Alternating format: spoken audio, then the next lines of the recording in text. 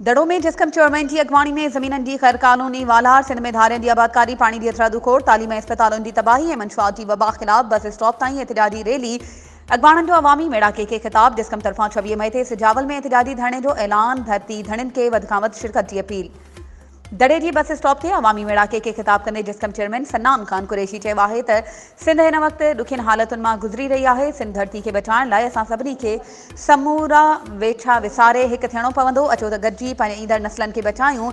Police की सरपरस्तीअ हेठि मंशुआत जो विकिरो खुलेआम जारी है, जंहिं करे नौजवान नस्ल तबाही तरफ़ वञी रहियो आहे।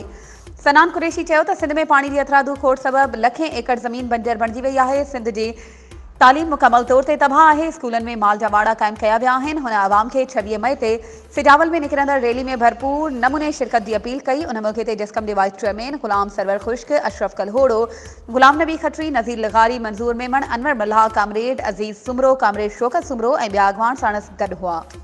वधीक ख़बरों ऐं अपडेट्स जे लाइ असांजे चैनल खे सब्सक्राइब कयो ऐं हा बेल आइकन खे प्रेस करणु न विसारिजो त जीअं असांजी हर नई अचण वारी वीडियो तव्हां ताईं पहुची